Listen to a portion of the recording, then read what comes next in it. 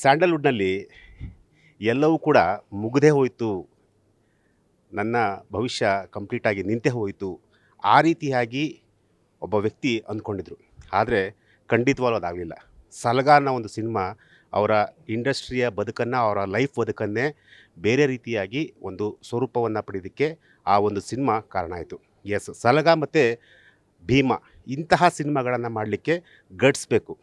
ಅಂತಹ ಸಿನಿಮಾಗಳನ್ನು ಕೊಟ್ಟಂತಹ ನಿರ್ದೇಶಕ ಜೊತೆಗೆ ನಟ ವಿಜಯ್ ಕುಮಾರ್ ಅವರು ನಮ್ಮ ಜೊತೆ ಇದ್ದಾರೆ. ಅವರೇ ನಾನು ಮಾತಾಡ್ತೀನಿ. ಸರ್ ನಮಸ್ಕಾರ, ಕಾರ್ಯಕ್ರಮಕ್ಕೆ ಸ್ವಾಗತ. ಜೊತೆಗೆ ಫ್ರೀಡಮ್ ಟಿ ವಿ ಅಂತೇಳಿ ಹೊಸದಾಗಿ ಶುರುವಾಗಿರುವಂತಹ ಒಂದು ಸಂಸ್ಥೆ.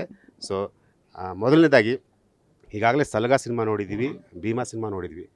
ತುಂಬ ಅದ್ಭುತವಾದಂಥ ಸಿನಿಮಾಗಳು, ಜೊತೆಗೆ ಕಂಟೆಂಟ್ ಓರಿಯೆಂಟ್ ಸಿನಿಮಾಗಳು. ಯಾಕೆಂದರೆ ಕ್ರೈಮ್ ಓರಿಯೆಂಟೆಡ್ ಸಿನಿಮಾಗಳನ್ನ ಮಾಡಲಿಕ್ಕೆ ಒಂದು ಗಟ್ಸ್ ಬೇಕು.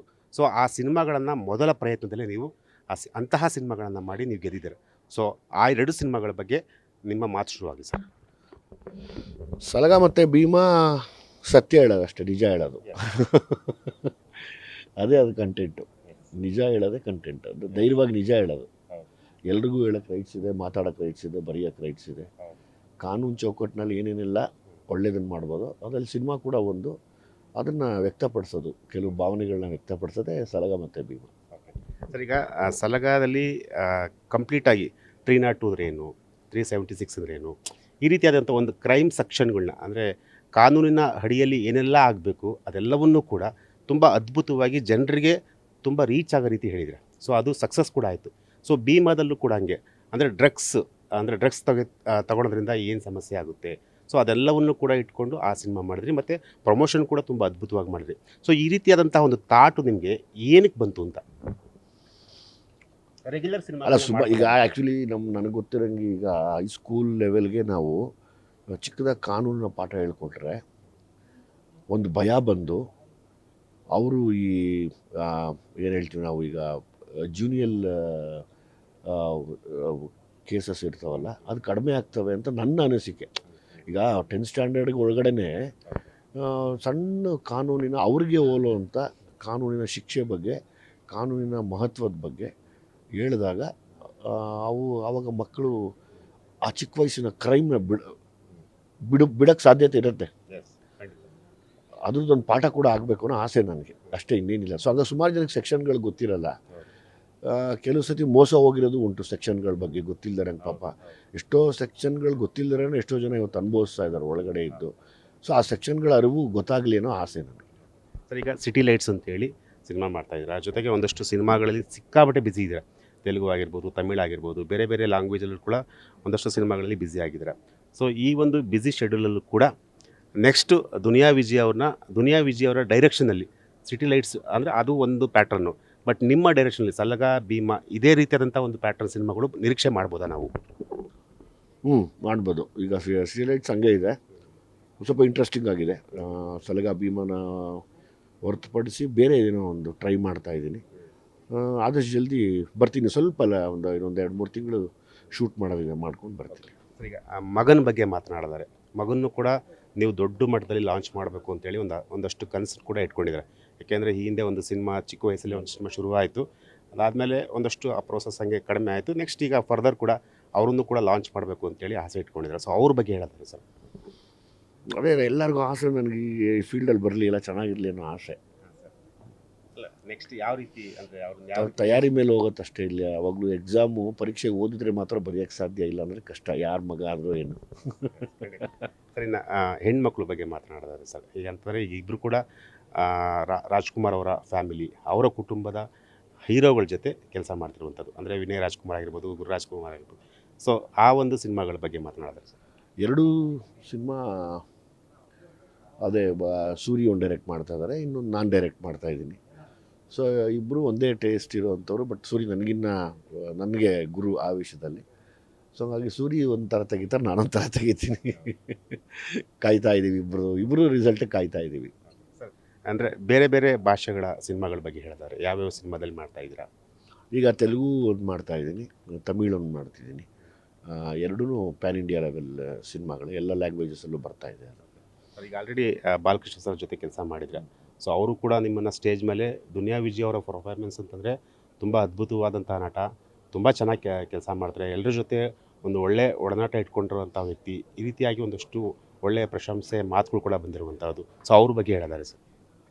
ಅವ್ರು ಈಸ್ ಎ ಲೆಜೆಂಡ್. ಅವರು ನಮಗೆ ಅವ್ರಗಳ ಜೊತೆ ಮಾಡೋದೇ ಪುಣ್ಯ ಯಾವಾಗಲೂ. ಅಷ್ಟು ದೊಡ್ಡವ್ರ ಜೊತೆ ಮಾಡೋದು, ಅದಕ್ಕೋಸ್ಕರನೇ ನಾನು ಆಸೆಯಿಂದ ಹೋಗಿ ಮಾಡಿದ್ದೆ. ಸರ್, ಈಗ ಪಹಲ್ಗಾಮ್ ದಾಳಿ ನಿಮಗೆ ಗೊತ್ತಿರಬಹುದು. ಪಹಲ್ಗಾಮ್ ದಾಳಿ ಅದಾದಮೇಲೆ ಭಾರತ ಯಾವ ರೀತಿಯಾಗಿ ಪಾಕಿಸ್ತಾನಕ್ಕೆ ಉತ್ತರ ಕೊಡ್ತು ಅಂತೇಳಿ. ಸೊ ಅಂತಹ ಒಂದಷ್ಟು ಸನ್ನಿವೇಶಗಳನ್ನು ಕಳೆದ ಒಂದು ವಾರದಿಂದಲೂ ಕೂಡ ನಾವು ಎದುರಿಸ್ಕೊಂಡು ಬರ್ತಾ ಇದ್ದೀವಿ. ಸೊ ಒಂದಷ್ಟು ಭಯದ ವಾತಾವರಣ ಕೂಡ ಇತ್ತು.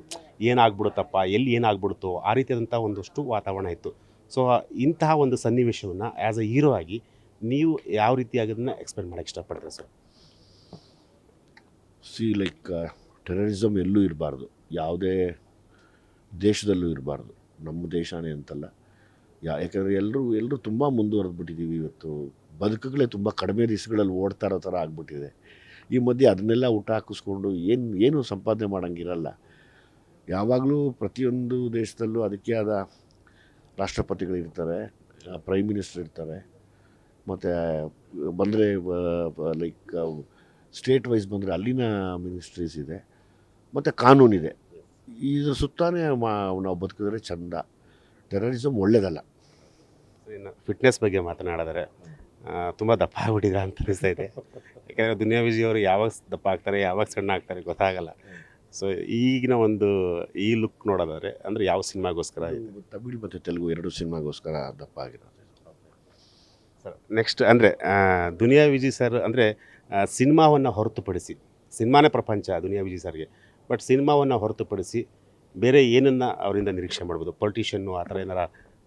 ನಮ್ಮ ಸಿನಿಮಾ ಇರೋ ಪಾಲಿಟಿಕ್ಸ್ ನೋಡೋದೇ ಟೈಮ್ ಇರೋಲ್ಲ, ಕಷ್ಟ ನಮಗೆ. ಇನ್ನು ಅದರಲ್ಲಿ ಸದ್ಯ ಇದೇ ಸಾಕು ನಮಗೆ, ಇದೇ ದೊಡ್ಡ ಪಾಲಿಟಿಕ್ಸ್ದು. ಕೊನೆಯದಾಗಿ ಮಾರುತ ಸಿನಿಮಾ ಬಗ್ಗೆ ಮಾತನಾಡಿದ್ದಾರೆ ಅಂತಂದರೆ ಈಗಾಗಲೇ ಒಂದು ನಿಮಿಷ ಎಸ್ ನಾರಾಯಣ್ ಸರ್ ಜೊತೆ ಚಂಡಾ ಸಿನಿಮಾದಲ್ಲಿ ಮಾಡಿದ್ರಿ, ಅದಾದಮೇಲೆ ದಕ್ಷ ಸಿನಿಮಾ ಮಾಡಿದ್ರಿ, ಈಗ ಮಾರುತ ಸಿನಿಮಾದಲ್ಲಿ ಮಾಡಿದ್ರೆ. ಸೊ ಈ ಕ್ವಶನ್ ಕೇಳಬೇಕು ಬಿಡೋ ಗೊತ್ತಿಲ್ಲ.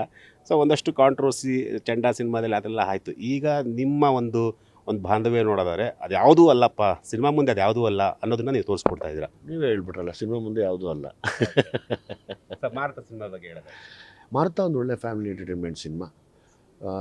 ಇಡೀ ಫ್ಯಾಮಿಲಿ ಕೂತ್ಕೊಂಡು ನೋಡ್ಬೋದು. ಮತ್ತು ಇವತ್ತು ಭೀಮಾದಲ್ಲಿದ್ದಂಥ ಏನೀಗ ಡ್ರಗ್ ಬಗ್ಗೆ ಹೇಳಿದ್ದೆ, ಇಲ್ಲೊಂದು ಬೇರೆ ಸೂಕ್ಷ್ಮವಾದ ಒಂದು ವಿಷಯ ಇಟ್ಕೊಂಡು ಅಗೇನ್ ತಿರ್ಗಾ ಬದುಕಿನ ಮೇಲೆ ಹೇಳ್ತಾ ಇದ್ದಾರೆ, ಎಲ್ಲರ ಬದುಕು ಹೇಗಿದೆ ಅಂತ.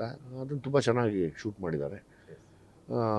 ಈ ಸಿನಿಮಾ ಅದಕ್ಕೋಸ್ಕರ ನೋಡಬೇಕು ಫ್ಯಾಮಿಲಿ ಕೂತ್ಕೊಂಡು. ಯಾಕೆ ನಾನು ಹೀರೋ ಅಲ್ಲ, ಶ್ರೇಯಸ್ ಅವ್ರು ಹೀರೋ ಇದರಲ್ಲಿ. ಅದೇ ನಾನು ಶ್ರೇಯಸ್ ಬಗ್ಗೆನೇ ಮಾತಾಡಲಿಕ್ಕೆ ಹೋಗ್ತೀನಿ. ಯಾಕಂದರೆ ಈ ಹಿಂದೆ ವಿಷ್ಣುಪ್ರಿಯ ಅಂತ ಒಂದು ಸಿನಿಮಾ ಬಂತು, ತುಂಬ ಚೆನ್ನಾಗೋಯ್ತದು. ಸೊ ಅದಾದಮೇಲೆ ಮಾರುತ ಸಿನಿಮಾ ಬರ್ತಾಯಿದೆ. ಸೊ ಅವರಿಗೆ ನೀವು ಎಲ್ಲ ಒಂದು ಕಡೆ ಸಪೋರ್ಟ್ ಮಾಡ್ತಾ ಇರೋದು, ಅವ್ರ ಜೊತೆ ಕೆಲಸ ಮಾಡ್ತಿರೋದು, ಅವ್ರಿಗೆಲ್ಲ ಒಂದಷ್ಟು ಅವ್ರಿಗೆ ಸ್ಟ್ರೆಂತ್ ಸಿಕ್ತಂಗೆ, ಅಂದರೆ ಬಲ ಸಿಕ್ತಂಗೆ. ನಮ್ಮೆಲ್ಲ ಕಲಾವಿದರು ಮುಂದೆಲ್ಲ ಒಂದೇ ಅಲ್ವಾ, ಬಂದಾಗ ಒಳ್ಳೇದಾಗಬೇಕಷ್ಟೇ. ಓಕೆ ಸರ್, ಕೊನೆಯದಾಗಿ ಫ್ರೀಡಮ್ ಟಿವಿ ವೀಕ್ಷಕರಿಗೆ ಏನು ಹೇಳಕ್ಕೆ ಬಯಸ್ತೀರಿ ಸರ್? ಫ್ರೀಡಮ್ ಟಿವಿ ನೋಡ್ತೀರಿ, power of A common man ಅಂತ ಇದೆ. ಸಂತೋಷ ಆಗುತ್ತೆ. ಒಬ್ಬ ಸಾಮಾನ್ಯ ಮನುಷ್ಯನ ಶಕ್ತಿ ಏನು ಅಂತ ಹೇಳುವಂಥ ಒಂದು ಫ್ರೀಡಮ್ ಟಿವಿಗೆ ಒಳ್ಳೆಯದಾಗಲಿ. ಒಳ್ಳೆ ನ್ಯೂಸ್ ಹಾಕಿ. ನೀವು ಕಾಂಟ್ರವರ್ಸಿ ಪ್ರಶ್ನೆ ಕೇಳಬೇಡಿ, ಎಲ್ಲರೂ ಖುಷಿಯಾಗಿಡಿ. ಖುಷಿಯಾಗಿರೋದ್ರಲ್ಲಿ ತುಂಬ ಸಂತೋಷ ಆಗುತ್ತೆ. Thank you. ಇದಿಷ್ಟು ದುನಿಯಾ ವಿಜಯ್ ಅವರ ಮಾತು. ಬೆಂಗಳೂರಿಂದ ಕ್ಯಾಮ್ರಾ ಪರ್ಸನ್ ಜಗದೀಶ್ ಸರ್ ಜೊತೆ ಅಶ್ವಥ್ ಎಸ್.ಎನ್, ಫ್ರೀಡಮ್ ಟಿವಿ ನ್ಯೂಸ್. ಕ್ಷಣದ ಸುದ್ದಿಗಳಿಗಾಗಿ ಫ್ರೀಡಮ್ ಟಿವಿ ಸಬ್ಸ್ಕ್ರೈಬ್ ಮಾಡಿ, ಲೈಕ್ ಮಾಡಿ ಹಾಗೂ ಫಾಲೋ ಮಾಡಿ. ಹೊಸ ಸುದ್ದಿಗಳ ನೋಟಿಫಿಕೇಶನ್ಗಾಗಿ ಬೆಲ್ ಐಕಾನ್ ಮೇಲೆ ಕ್ಲಿಕ್ ಮಾಡಿ.